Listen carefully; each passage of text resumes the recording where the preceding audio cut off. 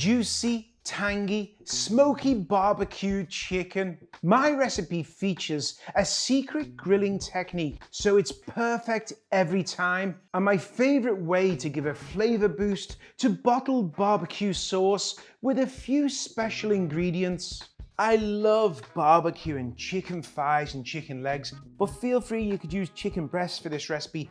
First thing we're going to do is make a brine. What is a brine? Basically, it's a solution of salt and sugar, and this is going to help keep the chicken nice and juicy. It's an osmosis effect. You see this a lot at Thanksgiving. We've whisked together the salt and the sugar, and now we're going to submerge those chicken thighs and chicken drumsticks. I guarantee this will make it so juicy you're going to love it. Place it in the fridge for 2 hours or even overnight. Whilst that's brining, I want to show you how to take a store-bought barbecue sauce and dress it up. I'm using hickory barbecue sauce, but you could use any flavor you want. I'm going to add some ketchup.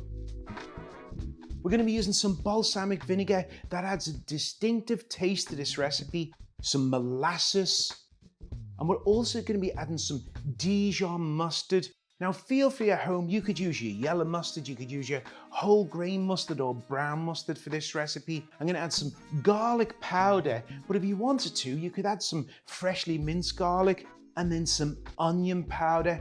And this is the mystery ingredient, smoked paprika. It adds just a wonderful taste. When you have this barbecue sauce, it's so good, even on ribs. This is one of those sauces you want to keep in the refrigerator. You'll notice that it's cooked nicely and it's coating the spoon.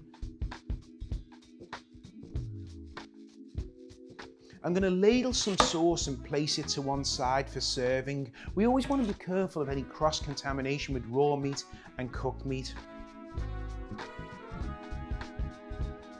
The chicken's now brined. It's got that osmosis effect. This is going to cause it to be lovely and juicy. I've got a rimmed baking sheet and I've lined that with a cooling rack. And what I want to do is get this chicken and dry it with a paper towel. And the reason why we dry it, if we put a moist chicken breast or a chicken thigh or anything that's got water on it, it's going to stick to the grill. I've preheated my charcoal on half of the grill. The first thing I always do, I take a swath of paper, dip it in some oil, and I coat the grates. This stops the chicken from sticking, but also it picks up any residual dust or food particles on the grates. Now notice I'm adding the chicken just to half of the grill. The charcoal's on the left. This is called indirect cooking. Indirect cooking is not over the coals, so it cooks slower, so you don't overcook it or burn the chicken. Let that cook for about 15 minutes. We come back over and now we're going to turn the chicken over. So you can see we're not over the coals, we're cooking it slowly. Let this cook for about another 10 minutes. At this stage now, we can start adding that barbecue sauce.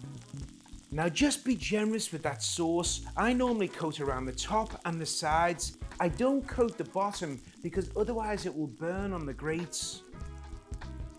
Let this cook for about another 5 minutes.